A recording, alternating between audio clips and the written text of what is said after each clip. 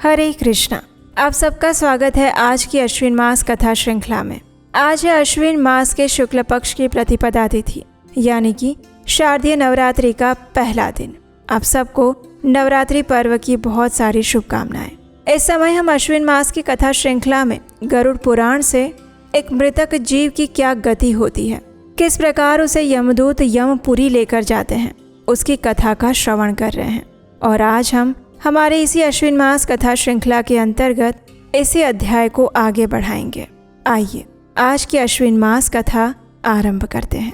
इस कथा की पिछली कड़ी में हमने सुना कि जीवात्मा की मृत्यु के बाद 13 दिन तक उसकी श्राद्ध क्रिया होती है, गरुड़ पुराण का पठन होता है और उसका श्रवण करने के बाद जीवात्मा यमदूतों द्वारा यमपुरी के लिए लेकर जाई जाती है।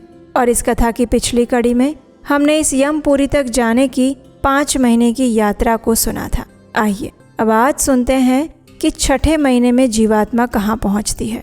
हे कश्यप पुत्र, इसके बाद छठे मास में जीव क्रूरपुर की ओर चल देता है। मार्ग में वो पृथ्वी पर दिए गए पंचम मासिक पिंड को खाकर जलपान करता है और उसके बाद वह क्रूरपुर की ओर फिर बढ़ता है। लेकिन यमदूत मार्ग में उसे पट्टिशों से मारते हैं, जिससे वो गिर पड़ता है और इस प्रकार विलाप करते हुए कहता है, हे मेरे माता पिता, भाई बंधु, हे मेरे पुत्र, हे मेरी पत्नी, आप लोगों ने मुझे कोई ऐसा उपदेश नहीं दिया जिससे मैं उन दुष्कृत्यों से बच सकता हूँ जिनके कारण मेरी इस प्रकार अवस्था हो रही है।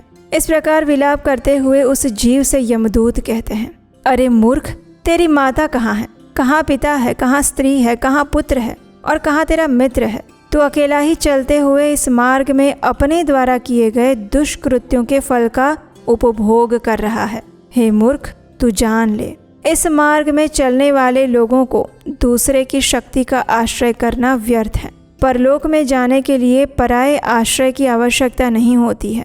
वहाँ तो स्वकर्म अर्जित पुण्य ही साथ देते हैं। तुम्हारा तो उसी मार्ग से गमन निश्चित है जिस मार्ग में किसी क्रय विक्रय के द्वारा भी अपेक्षित सुख साधन का संग्रह नहीं किया जा सकता। इस प्रकार कहते हुए वो जीव विचित्र नगर के लिए आगे बढ़ता है। रास्ते में यमदूत उसे शूल के प्रहार से आहत करते हैं और उसके कारण विलाप करता हुआ, दुखी होता हुआ वो इस प्रकार कहता है, हाय, मैं कहाँ चल रहा हूँ। मैं तो निश्चित ही अब जीवित नहीं रहना चाहता, फिर भी जीवित हूँ। मरे हुए प्राणी की मृत्यु पुनः नहीं होती। इस प्रकार विलाप करता हुआ वो जीव यातना शरीर को धारण करके विचित्र नगर में जाता है, जहाँ पर विचित्र नाम का राजा राज्य करता है। वहाँ पर षण्मासिक पिंड से अपनी क्षुधा को शांत करके आगे आने वाले नगर की ओर चल देता है। मार्ग में यमदूत भाले से प्रहार करते हैं और उससे त्रस्त होकर वो जीवात्मा इस प्रकार विलाप करते हुए कहता है, मेरे माता पिता, भाई, पुत्र कोई है अथवा नहीं है जो इस दुख के सागर में गिरे हुए मुझ पापी का उद्धार कर सके। क्या कोई ऐसा है? इस प्रकार विलाप करता हुआ वो जीव मार्ग में चलता रहता है। उसी मार्ग में वैतरणी नाम की एक नदी पड़ती है। वो 100 योजन चौड़ी है और रक्त तथा पीप से भरी हुई है। जैसे ही मृतक उस नदी के तट पर पहुंचता है, वैसे ही वहां पर नाव वाले मल्लाह आदि उसको देखकर ये कहते हैं कि अगर तुमने वैतरणी गौ का दान दिया है तो इस नाव पर सवार हो जाओ और सुखपूर्वक इस नदी को पार कर लो। जिसने वैतरणी नामक गौ का दान दिया है वही सुखपूर्वक इस नदी को पार कर सकता है। जिस व्यक्ति ने वैतरणी गौ का दान नहीं दिया, उसको नाविक हाथ पकड़कर घसीटते हुए ले जाते हैं। तेज और नुकीली चोंच से कौवा, बगुला और उलुक नामक पक्षी अपने प्रहार से उसे अत्यंत व्यथित करते रहते हैं। हे पक्षिन, अंत समय आने पर मनुष्यों के लिए वैतरणी का दान ही हितकारी है। यदि प्राणी अपने जीवन काल में वैतरणी नामक गाय का दान देता है तो वो गौ समस्त पापों को विनष्ट कर देती है और उसको यमलोक में ना ले जाकर सीधे विष्णु लोक लेकर जाती है। 7वां मास आने पर मृतक बहरापद नामक पुर में जाता है। वहाँ पर सप्तमासिक सोदक पिंड का सेवन करके आगे बढ़ता है और परीग के आघात से पीड़ित होते हुए इस प्रकार विलाप करता है, हे शरीर, मैंने दान, आहुति, तप, तीर्थ स्थान और परोपकार आदि सत्कृत्य जीवन पर्यंत नहीं किए हैं। हे मूर्ख, अब जैसा तुमने कर्म किया वैसा ही उसे भोगो। हे ताक्षर, इसके बाद वो जीव 8वें मास में दुखदपुर पहुंचता है। वहाँ स्वजनों के द्वारा दिए गए अष्टमासिक पिंड और जल का सेवन करके नानाक्रंद नामक पुर की ओर प्रस्थान कर देता है। मार्ग में चलते हुए मूसलाघात से पीड़ित होकर वो इस प्रकार विलाप करता है। हाय, कहाँ चंचल नेत्रों वाली पत्नी के चापलूसी भरे वचनों के द्वारा किए गए मनोविनोदों के बीच मेरा कभी भोजन हुआ करता था, और कहाँ ये भाला और बर्छियों और मूसलों के द्वारा मुझे मारा पीटा जा रहा है।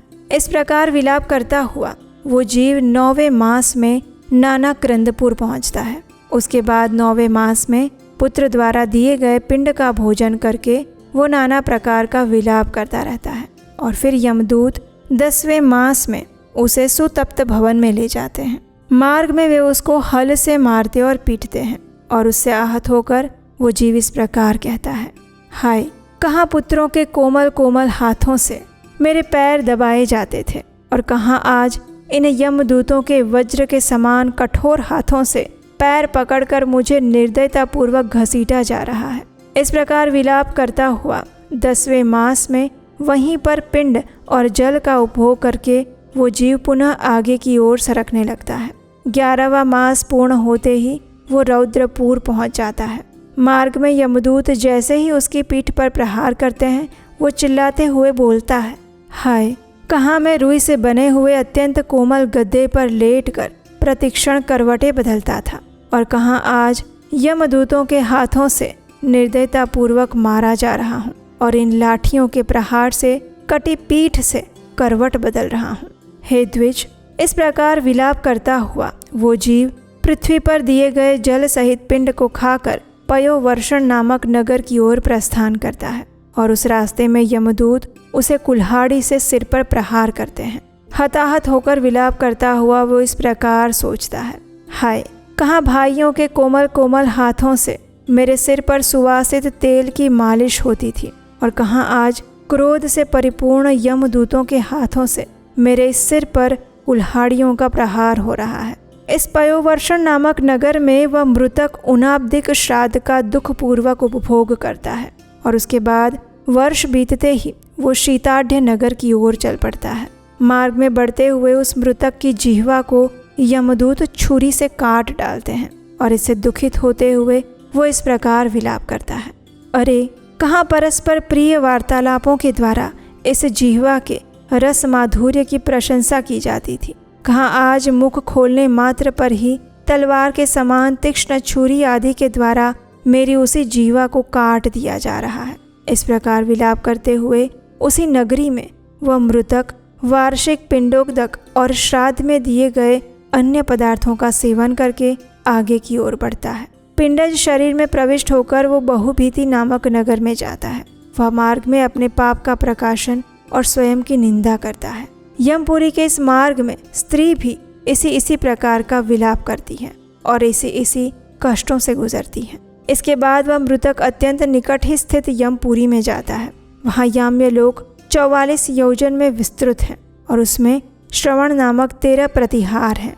उन प्रतिहारों को श्रवण कर्म करने से प्रसन्नता होती है, अन्यथा वे क्रुद्ध होते हैं। ऐसे लोक में पहुँचने के बाद प्राणी मृत्युकाल और अंतक आदि के मध्य में स्थित क्रोध से लाल लाल नेत्रों वाले काले पहाड़ के समान भयंकर आकृति से युक्त यमराज को देखता है।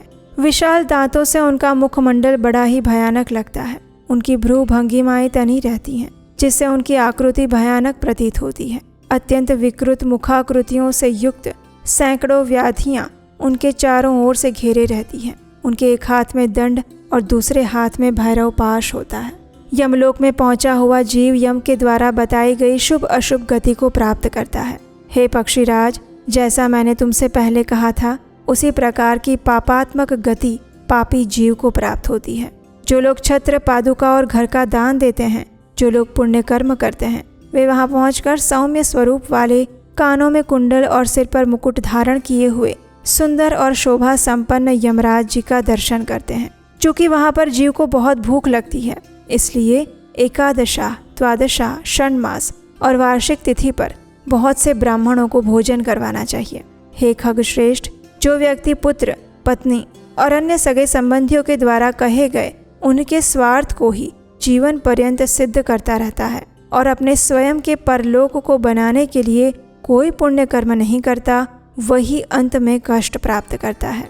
इस प्रकार हे गरुड़, मृत्यु के बाद संयमनीपुर को जाने वाले प्राणी की जो गति होती है उसका मैंने तुम्हें विस्तार से वर्णन कह सुनाया। और इस प्रकार आज की हमारी अश्विन मास कथा यहाँ पर समाप्त हुई। इस कथा की अगली कड़ी में हम श्रवण करेंगे कि भगवान विष्णु गरुड़ जी से मृत्यु के बाद किए जाने वाले वृषोत्सर्ग कर्म के विषय में बताएंगे। जो अच्छे कर्म करते हैं उनकी क्या गति होती है और ऐसा प्राचीन काल का कोई इतिहास रहा है उसकी कथा भगवान श्री हरि सुनाएंगे। और उसका श्रवण हम करेंगे हमारी इसी अश्विन मास कथा श्रृंखला की अगली कड़ी में कल प्रातःकाल आपके अपने चैनल उपदेशाष्टकम पर। हरे कृष्ण।